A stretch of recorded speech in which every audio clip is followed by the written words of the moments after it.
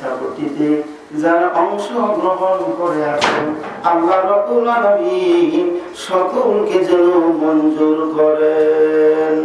যেই কথা বলছিলাম, মহান আল্লাহ রাব্বুল আলামিন আরশের মালিক, জমিনের মালিক আল্লাহ আমাদের সকলকে যেন কবুল করেন। আজকের এই চলমান সময়ে আমাদের দূর প্রবাস থেকে যারা দোয়া চেয়েছেন আল্লাহ রাব্বুল আলামিন যেন সকলকে মঞ্জুর করে নেন। যেই কথা বলছিলাম, আল্লাহ রাব্বুল আলামিন সাথে সাথে এই আল্লাহর বান্দা শামসুল হক ফরিদপুরি রহমাতুল্লাহ আলাইহি, শামসুল হক ফরিদপুরি রহমাতুল্লাহ আলাইহি বলছে, বাবা রে বাজার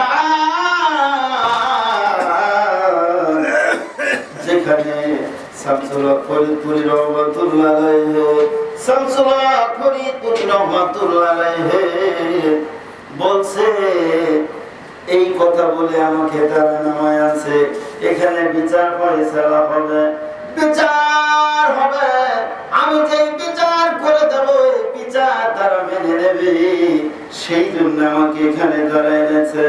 এবার চলুন বলি, আল্লাহর নবী জনাবে মুহাম্মদুর রাসূলুল্লাহ সাল্লাল্লাহু আলাইহি ওয়াসাল্লাম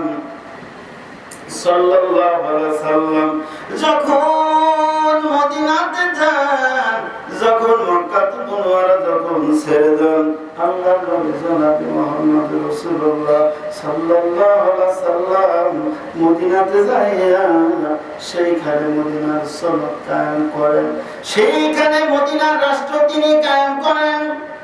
আর তিনি মদিনাতুল মুনাওয়ারা, তিনি হলেন প্রধান, তিনি হলেন সরকার প্রধান। এই সংবাদ যখন মক্কায় পৌঁছে গেল, মক্কার মানুষেরা মনে মনে চিন্তা করলো যে যদি মুহাম্মদুর রাসূলুল্লাহ সাল্লাল্লাহু আলাইহি ওয়াসাল্লাম ওইখানে যদি রাষ্ট্রপ্রধান হয়, যদি এইভাবে থাকে, আমরা যদি এখন তাকে তাকে প্রোটেক্ট না দিই, ভবিষ্যতে আমাদের বড় ক্ষতি হয়ে যাবে। ঠিক বুদ্ধিমতো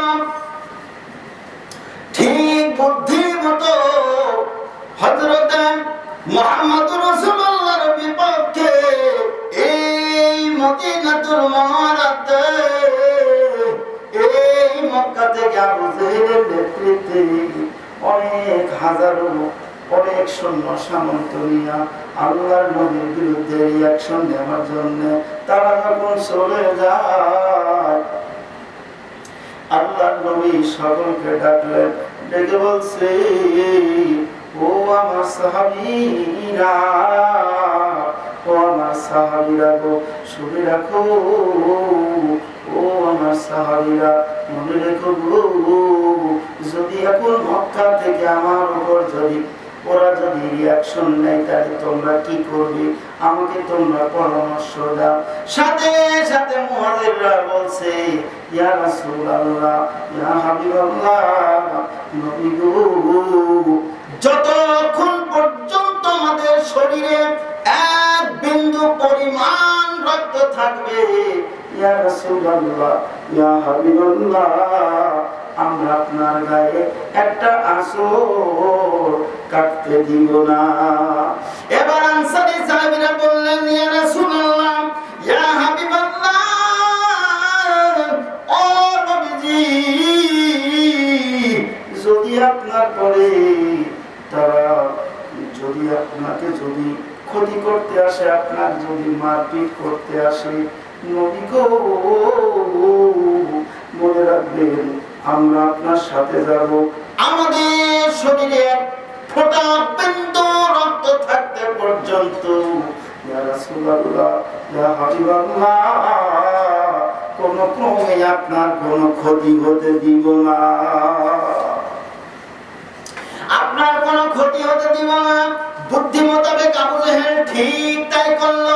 আবু জেহেল আল্লাহর নবীকে মেরে ফেলার জন্য, আল্লাহর নবীকে ক্ষতি করার জন্য, আল্লাহর নবী সাল্লাল্লাহু আলাইহি ওয়াসাল্লামকে ক্ষতি করার জন্য তারা যখন বের হয়ে গেলেন, সেখানে আল্লাহর নবী জনাবে মুহাম্মদ রাসূলুল্লাহ সাল্লাল্লাহু আলাইহি সাল্লাম ওইখানে যখন অবস্থান করেন আল্লাহর নবীকে ঘায়েল করার জন্য, তারা যুদ্ধ করার জন্য সৈন্য সামন্ত নিয়ে যখন মদিনার দিকে রওনা হয়ে যায়, বলা আছে ঈমানদাররা কখনোই কাফের বেঈমানদের ভয় করে না, কোনো অপরাধে ভয় করে না।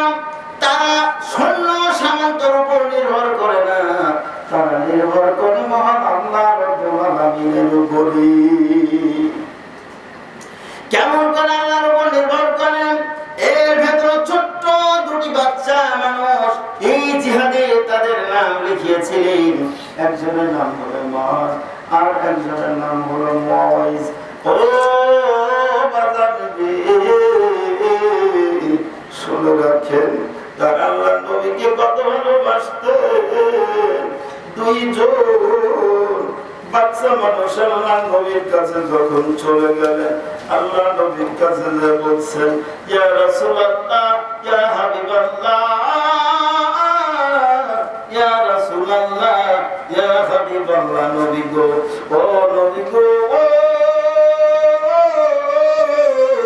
ও নবী গো, আমরা দুইজন মানুষ জিহাদে আসছি ইয়া রাসূলুল্লাহ। আল্লাহর নবী বললেন, ও মাস, মাস রে, ও মাস, মাস রে, তুমি মনে রেখো গো, ও মাস, মনে রেখো তোমার বাবা আছেন, বলছে আমার মা আছেন, বলতেছে ইয়া রাসূলুল্লাহ আমার আম্মা বেঁচে আছে। আল্লাহ নবীর সাথে সাথে বললেন, বাবা রে, তোমার যুদ্ধে যাওয়া দরকার নাই, তোমার যুদ্ধে যাওয়ার কোনো দরকার নাই, তোমার যুদ্ধে যাওয়া লাগবে না, তুমি তোমার বাবা মায়ের খেদমত করতে থাকো। ইয়া রাসূলুল্লাহ এই কথা যখন বললেন,